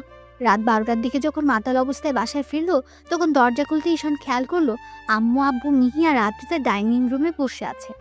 ঈশান দুলতে দুলতে রুমের দিকে যেতে গেলে আদ্রিতা ওর কাছে আসলো, তারপর ওকে ধরতে গেলে ঈশান বলল, একদম আমাকে ছোবেন না, কোনো ভালোবাসা দেখাতে হবে না। আপনি আমাকে ভালোবাসেন না, এখন আব্বু আম্মুর সামনে ভালোবাসা দেখাতে হবে না। আপনি চাইলে বাড়ি চলে যেতে পারেন, আমি আর আপনাকে ডিস্টার্ব করব না। ঈশানের এরকম কথা শুনে আব্বু, আম্মু আর মিহির বুঝতে বাকি রইল না আদ্রিতা এখনো ঈশানকে মেনে নিতে পারেনি, যার জন্য ঈশান প্রায় ড্রিঙ্কস করে আসে। মিহি বিষয়টা খেয়াল করে কয়েকবার আব্বু আম্মুকে বললো, ওরা বিশ্বাস করেনি। কিন্তু আজকে স্বচক্ষে দেখার জন্য ওরা ডাইনিং রুমে বসেছিল। ঈশানের মুখ থেকে এমন কথা শুনতে আদ্রিতা মাথার নিচু করে ফেলল। আব্বু আম্মু ভেবেছিল আদ্রিতা হয়তো বিয়েটা মেনে নিয়েছে, কিন্তু এখনো যে ঈশানকে এত বেশি ইগনোর করে সেটা ভাবতেও পারেনি। ঈশান পড়ে যেতে নিলে আদ্রিতা আবার ওকে ধরতে লাগলো। ঈশান ওকে ছাড়িয়ে নিল আর বলতে লাগলো, একদম ছোবেন না আমাকে, আপনি আমাকে একটু ভালোবাসেন না, দরকার নেই আর আপনার ভালোবাসার। কেন বিয়ে করেছিলেন আমাকে? আমি তো অন্য একটা মেয়েকে বিয়ে করতে পারতাম, তাকেও অনেক ভালোবাসতে পারতাম। তাহলে কেন আপনি আমার লাইফে আসলেন? যেদিন থেকে আপনার সাথে বিয়ের কথা চলছে সেদিন থেকে আমি আপনাকে নিয়ে ভাবতে ভাবতে ভালোবেসে ফেলেছি, শুধু আপনাকে বোঝাতে পারলাম না কতটা ভালোবাসি। ঈশান, তুমি ড্রিঙ্কস করেছো? প্লিজ রুমে চলো, দেখো উল্টাপাল্টা কথা বলো না, আমি তোমাকে সবটা বুঝিয়ে বলবো। কি বোঝাবেন আপনি আমাকে? কিচ্ছু বোঝাতে হবে না। আপনি আমাকে যতটা পিচ্ছি মনে করেন আমি অতটাও পিচ্ছি নই। আমি আপনার বর, সবটাই জানি। স্বামীর ভালোবাসাটা আমি আপনাকে দিয়েছি, আর আপনি আমাকে বারবার দূরে সরিয়ে দিয়েছেন। দরকার নেই আর আমাকে এরকম করে সাহায্য করার। অনেক দয়া করেছেন আমার উপর, আর করতে হবে না। আপনি কালকে বাসায় চলে যাবেন আমার সাথে, আর আমার পরিবারের সাথে আপনাকে থাকতে হবে না। ঈশান কথাগুলো বলে নিজেকে ছাড়িয়ে নেওয়ার চেষ্টা করলো। আদ্রিতা জোরপূর্বক ওকে রুমে নিয়ে শুয়ে দিতে গেলেই ঈশান হঠাৎ করে ওকে জড়িয়ে ধরল। আদ্রিতা তাল সামলাতে না পেরে ঈশানকে নিয়ে বিছানায় পড়ে গেল। ঈশান উপরে আর আদ্রিতা নিচে। দুজনে বিছানায় পড়তে আদ্রিতার ঠোঁটের সাথে ঈশানের ঠোঁট জোড়া লেগে গেল। ঈশান আদ্রিতার মিষ্টি ঠোঁটের ছোঁয়া পেতে রেসপন্স দিতে আরম্ভ করলো। আদ্রিতা নিজেকে ছাড়িয়ে নেওয়ার চেষ্টা করলে ঈশান ওকে নিজের সাথে আরো শক্ত করে চেপে ধরে কেস করতে আরম্ভ করলো। তারপর আস্তে আস্তে পুরো আদর করে ভরিয়ে দিতে লাগলো। আর বাকি রাতটা জুড়ে আদ্রিতার অনিচ্ছা সত্ত্বেও ঈশান ওকে ভালোবাসার আদরে আদরে ভরিয়ে দিল। তো পরদিন সকালে উঠে ঈশান ফ্রেশ হয়ে নেয়, তারপর নেশা কাটলে রাতের কথা মনে পড়তে নিজের ভেতর খারাপ লাগা কাজ করে। যে মেয়েটা ওকে ভালোবাসতে পারবে না তার সাথেও জোর করে এসব করে ফেলে বারবার। ঈশানের ইচ্ছে হয় না আদ্রিতার ইচ্ছের বিরুদ্ধে এসব করতে, কিন্তু আবার কখনো খুব বেশি রাগ হলে আদ্রিতাকে জোর করে কাছে টেনে নেয়, কারণ ঈশানের বন্ধুরা ওকে তেমনটাই বলেছে, যার জন্য ঈশান আর থাকতে পারে না। তার উপর যখন থেকে ও ঈশানকে স্পর্শ করছে তখন থেকে ঈশান ওকে কাছে পাওয়ার জন্য পাগল হয়ে উঠছে। তো আদ্রিতা মুখ ভার করে রুমে বসে আছে, তখন ঈশান এসে ওর পাশে বসলো। তখন আদ্রিতা একবার ওর দিকে তাকালে ঈশান বলতে লাগলো, কালকে রাতের জন্য সরি। আর শুধু কালকে রাত নয়, আপনার লাইফটাকে এভাবে নষ্ট করে দেওয়ার জন্য আমি সরি। হয়তো সরি বলাটা এসবের জন্য অনেক কম। আসলে আমি বুঝতে পারিনি আপনি এতগুলো দিনেও আমাকে মেনে নিতে পারবেন না, হয়তো আর কখনো মানতে পারবেন না। আচ্ছা, আপনি একটা কাজ করতে পারেন, বাসায় চলে যেতে পারেন। এখানে থাকলে তো আমি আপনাকে প্রতিনিয়ত টর্চার করব। এখন সজ্ঞানেই বলছি, আপনি বাসায় চলে যান। আর আমি কখন আপনার সাথে কি করে ফেলি তার ঠিক নেই। আর যেটা হয়েছে তার জন্য আমি আপনার কাছে মাফ চাইছি। প্লিজ আপনি এগুলো মনে রাখবেন না। ঈশান কথাগুলো বলে বাসা থেকে বেরিয়ে গেল। আব্বু আম্মু মিহি নিচে বসেছিল। ঈশানকে বেরিয়ে যেতে দেখে মিহি বারবার ওকে ডাকলো, তারপরও ঈশান শুনলো না। তো পুরোটা দিন ঈশান বাইরে কাটিয়ে বাসায় আসলো। তারপর আসতে দেখলো আদ্রিতা বাসাতে নেই, যার জন্য ঈশান একবার আব্বু আম্মুকে জিজ্ঞেস করতে গিয়েও জিজ্ঞেস করলো না। তারপর খাবার খেয়ে টেবিলে গিয়ে বসতে আম্মু কিছুক্ষণ ওর মুখের দিকে তাকিয়ে রইল। আজকে ঈশান সন্ধ্যার দিকেই বাসায় ফিরে এসেছে। সবাই ওর দিকে তাকিয়ে আছে দেখে বলতে লাগলো, এমন করে তাকিয়ে থাকার কি আছে? আমি কোনো এলিয়েন নাকি যার জন্য তোমরা এমন করে তাকিয়ে আছো? তো এভাবে 4-5টা দিন কেটে গেল। ঈশান এই কয়েকটা দিন আর আদ্রিতাকে কলও করলো না আর ওকে আনতেও গেল না। অন্যদিকে আদ্রিতা এখন মন খারাপ করে বসে থাকে। আদ্রিতা কয়েকটা দিন ধরে ভেবেছে ঈশানকে কেন মানতে পারছে না। ও পুরো একটা দোটানার মধ্যে আছে। তো এভাবে আরো কয়েকটা দিন কেটে যেতে ঈশান সিদ্ধান্ত নিল ব্যবসার কাজে বাইরে চলে যাবে। কয়েকটা দিন বাইরে থেকে ঘুরে আসলে হয়তো আদ্রিতার মায়াটা কাটাতে পারবে। কারণ ওকে যতবার স্পর্শ করেছে সেই স্পর্শগুলো ঈশানের মনে গেঁথে গেছে। তাই ঈশানের বেহায়া মনটা বারবার আদ্রিতার কাছে ছুটে যাচ্ছে। কিন্তু তারপরও নিজেকে আটকে রাখে। খুব বেশি কষ্ট হয় যাকে ভালোবাসে তাকে ছেড়ে দূরে থাকতে। কারণ মানুষটাকে বড্ড বেশি ভালোবেসে ফেলেছে সে। ওদের মাঝে আগে কি সম্পর্ক ছিল, বিয়ের আগে ওরা কি কাকে কেমন ভাবে দেখেছে সেটা নিয়ে ঈশান ভাবে না। ঈশান আদ্রিতাকে ভালোবাসে, সেটা ওর কাছে শেষ কথা। যেই ভাবা সেই কাজ। ঈশান মনে এক প্রকার আকাশ সমান কষ্ট নিয়ে 2 দিন পরে ব্যাংককের উদ্দেশ্যে রওনা দেয়। তারপরে সেখানে প্রায়ই 1 মাস ব্যবসার বাহানা দিয়ে পড়ে রইল। এর মাঝে আদ্রিতার সাথে ঈশানের কোনো কথা হয়নি, না ঈশান ওর সাথে কোনো কথা বলার চেষ্টা করেছে। অবশ্য কয়েকবার বাসা থেকে জিজ্ঞেস করেছে আদ্রিতার সাথে কথা হয়েছে কিনা। ঈশান ততবার বিষয়টা এড়িয়ে গেছে। ঈশান এখন আর চায় না যে মেয়েটা ওকে ইগনোর করে, ওকে বোঝার চেষ্টাও করে না, তাকে নিয়ে অন্তত আর ভাবতে। দিনে কাজে ব্যস্ত থাকায় হয়তো আদ্রিতার কথাগুলো মনে পড়ে না, কিন্তু প্রত্যেক রাতে ওর মনে পড়ে যায়। সেদিন রাতেও ঈশান আদ্রিতাকে স্পর্শ করেছিল। কথাগুলো ভাবলেই বুকের ভেতরটা মুচড়ে যায়। এভাবে পুরো 1.5 মাস ঈশান ব্যাংককে কাটিয়ে তারপর সব কাজ শেষ করে বাসায় ফিরল। আর ওদের বিয়ে হয়েছে প্রায় 3টা মাস কেটে গেছে। তো সেদিনের পর থেকে আদ্রিতা ঈশানের সাথে কোনো যোগাযোগ করার চেষ্টাও করেনি, আর খোঁজখবর সেটা তো দূরে থাক। ঈশান মাঝে মধ্যে খেয়াল করেছে আদ্রিতা অনলাইনে অ্যাক্টিভ আছে, তারপরও আর ওকে কোনো মেসেজ করেনি। অন্যদিকে আদ্রিতা ঈশানকে নিয়ে ভাবে না, সেটা ঈশান খুব ভালো করেই বুঝে গেছে। বাসায় আসার পর যখন আব্বু আম্মু জিজ্ঞেস করছিল আদ্রিতার সাথে কথা হয়েছিল কিনা, তখন ঈশান বলেছিল, আম্মু সবেমাত্র বাসায় আসলাম আর এসব কথা জিজ্ঞেস করতে শুরু করে দিয়েছ? এমন না যে তোমরা বিষয়টা জানো না, তাহলে এত কেন জিজ্ঞেস করতে হবে? আব্বু, তুই এভাবে কথা বলছিস কেন? আমি তো শুধু জিজ্ঞেস করলাম মাত্র, আর তুই রেগে যাচ্ছিস কেন? দেখো আম্মু, আমি রাগ করছি না। এটা সামান্য বিষয়, যার সাথে আমার পুরো 2টা মাস যাবত যোগাযোগ নেই, তার সম্পর্কে আমি কি করে বলবো? তোমরাও তো একটাবার খোঁজ খবর নিয়ে দেখতে পারতে নাকি? আমার মতো রাগ করে খোঁজ খবর নেওয়াটা বন্ধ করে দিয়েছো। সবাই চুপ করে আছে, তাই ঈশান কথা না বাড়িয়ে রুমে চলে গেল। তারপর ফ্রেশ হয়ে রেস্ট নিতে লাগলো। এভাবে আরো কয়েকটা দিন কেটে গেল। ঈশান অফিসে বসে আছে, এর মাঝে আদ্রিতার বাসার নম্বর থেকে কল আসলো। বেশ কিছুক্ষণ বাজার পর ঈশান রিসিভ করলো। ওপাশ থেকে আদ্রিতার আম্মু বলতে আরম্ভ করলো, আব্বু কোথায় তুমি? কেন আম্মু, কোনো সমস্যা হয়েছে? আপনি এভাবে কথা বলছেন কেন? আপনার কণ্ঠটা কেমন যেন শোনাচ্ছে। কোনো সমস্যা হয়েছে আমাকে বলেন। আব্বু, তোমার বউ তো মাথা ঘুরে পড়ে গেছে, একটু আসতে পারবে তুমি? আদ্রিতার সম্পর্কে এরকম কথা শোনার সাথে সাথে ঈশানের বুকের ভেতরটা মোচড় দিয়ে উঠলো। ঈশান উঠে দাঁড়ালো আর বলতে আরম্ভ করলো, আম্মু কী সব বলো? কখন হয়েছে আর কিভাবে হলো? ও এখন কেমন আছে? এখন ভালো আছে। ডক্টর ইনজেকশন পুশ করে দিয়েছে আর বলেছে ও প্রেগনেন্ট। তুমি কি একটু আসতে পারবে আপু? আদ্রিতা প্রেগনেন্ট কথা শোনার সাথে সাথে ঈশানের হাত থেকে ফোনটা পড়ে গেল। ও ওর চোখ দিয়ে টপ টপ করে পানি পড়তে আরম্ভ করলো। ঈশান চেয়ারটায় বসে পড়লো। অন্যদিকে আদ্রিতার আম্মু ঈশানের কোনো রেসপন্স না পেয়ে কলটা কেটে দিলেন। ঈশান 5 মিনিট পরে তাড়াহুড়ো করে অফিস থেকে বেরিয়ে গেল। তারপর আব্বু আম্মুকে ফোন করে দিতে ওরা বিষয়টা জানতে পেরে অনেক খুশি হলো। আধা ঘন্টার মধ্যে ঈশান আদ্রিতার বাসায় আসতেই দৌড়ে ওর রুমে গেল। আদ্রিতা বিছানায় আধশোয়া হয়ে বসে আছে। ঈশানকে দাঁড়িয়ে থাকতে দেখে আদ্রিতার আম্মু রুম থেকে বেরিয়ে গেলেন। ঈশান গুটি গুটি পায়ে গিয়ে আদ্রিতার সামনে দাঁড়ালো। আদ্রিতা একবার ওর দিকে তাকিয়ে লজ্জা পেয়ে মাথাটা নিচু করে নিল। লজ্জায় আদ্রিতার গালগুলো লাল বর্ণ ধারণ করেছে। আদ্রিতা একদম জড়সড় হয়ে গেছে ঈশানকে দেখে, আর চোখগুলো কেমন যেন বন্ধ করে নিয়েছে। ঈশানের সেদিকে কোনো খেয়াল নেই। ও তাড়াহুড়ো করে আদ্রিতার সামনে বসলো। আদ্রিতা কিছু বুঝে ওঠার আগেই ঈশান ওর একটা হাত 2 হাতের মুঠো নিল। আদ্রিতা ভাবলো ঈশান হয়তো এখন ওকে বুকের সাথে জড়িয়ে ধরবে কিংবা হাতে চুমু দেবে, কিন্তু ঈশান ওর ধারণাটা ভুল করে দিল। এখন কেমন আছো? ঈশানের কথাতে আদ্রিতা ওর দিকে তাকালো। খেয়াল করলো ঈশানের চোখে পানি টলমল করছে। লজ্জায় আদ্রিতা মাথা নেই। হ্যাঁ সূচক উত্তর দিতে ঈশান আবার বলতে লাগলো, জানি আমার সাথে কথা বলার কোনো ইচ্ছা আপনার নেই, কিন্তু দেখো আমি তো কোনো অন্যায় করিনি, তোমাকে ভালোবেসেছি। আর এই বেবিটা তো তোমার আমার দুজনেরই, তাই না? আমি বুঝতে পারছি না কি বলবো। এই সিচুয়েশনে আমার না খুব কষ্ট হচ্ছে আর প্রচণ্ড পরিমাণ ভয়ও লাগছে। মনে হচ্ছে তুমি এই বেবিটা নিয়ে খুশি নও। ঈশানের এরকম কথা শুনে আদ্রিতা অসহায়ভাবে ওর দিকে তাকালো। তখন ও আবার বলতে আরম্ভ করলো, আচ্ছা, রাগ অভিমান যদি তোমার আমার উপর থাকে সেটা আমার উপর দেখিও, তারপরও ভুলেও এই বেবিটার কোনো ক্ষতি করো না। ও তো আমার একার বেবি নয়, বলো, তোমারও। তাই প্লিজ ওর কোনো ক্ষতি করো না।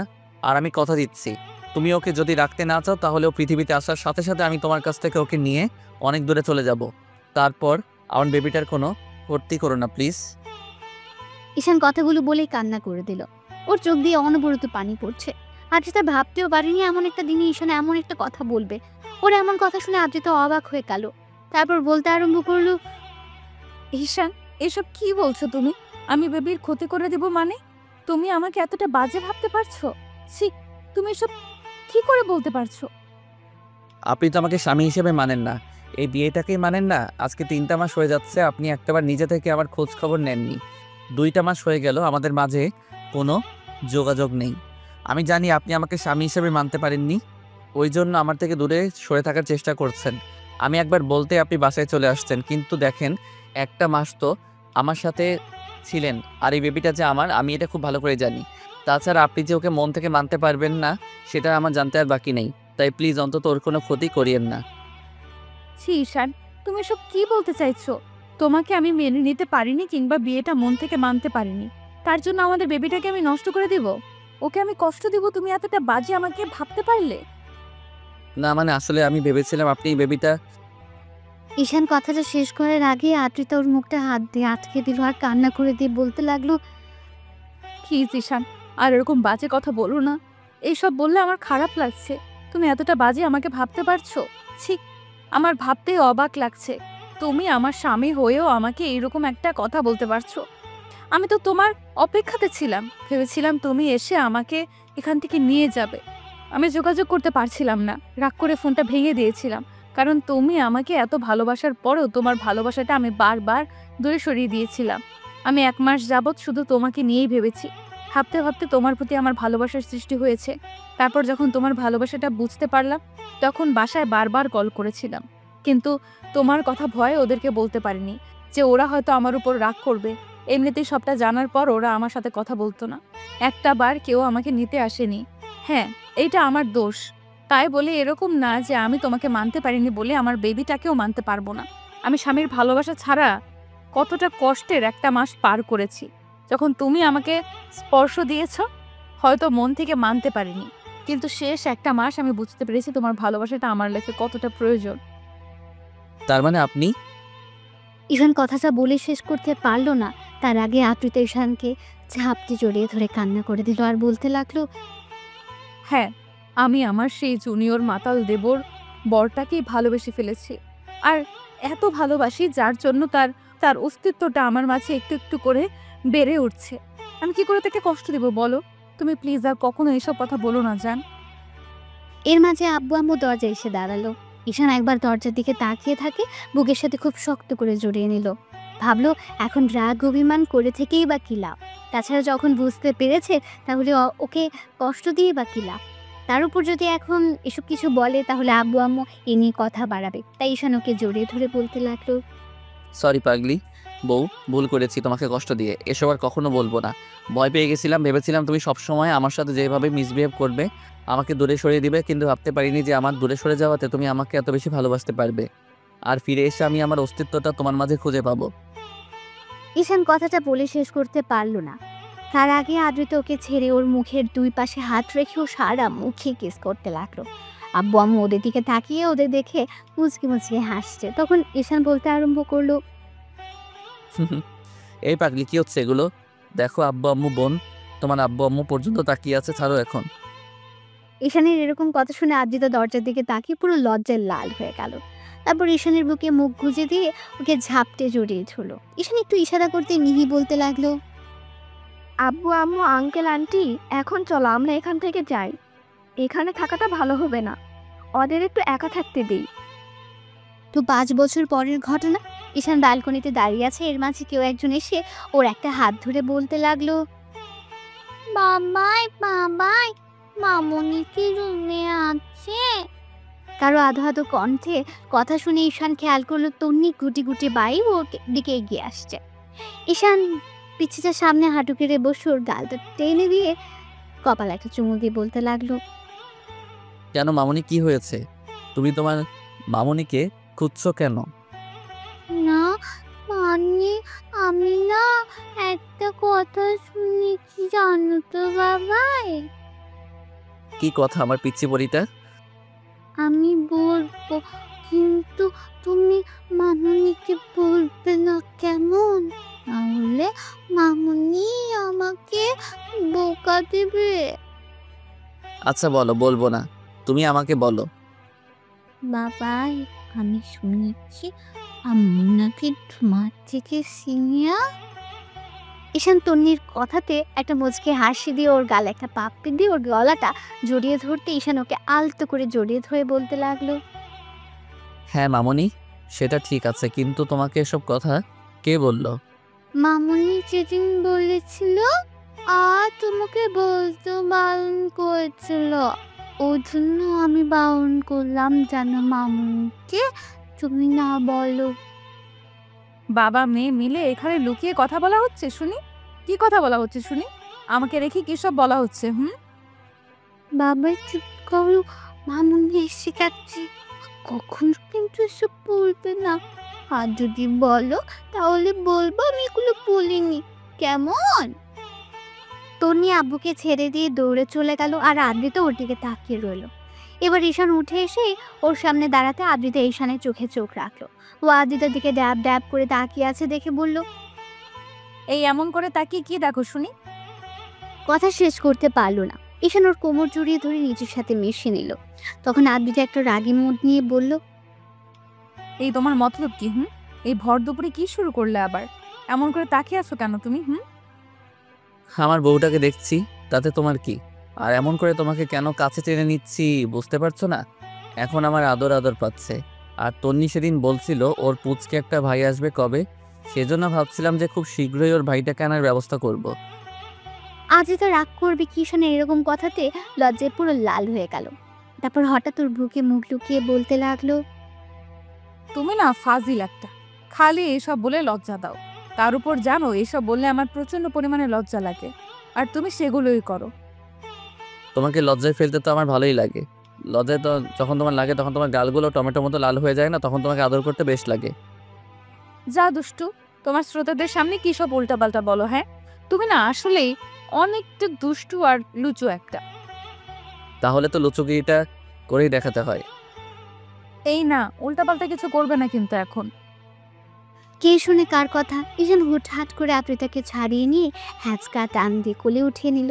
আদ্রিতা ওর গলাটা জড়িয়ে ধরতে ঈশান ওর দিকে ঠোঁটজোড়া এগোলো।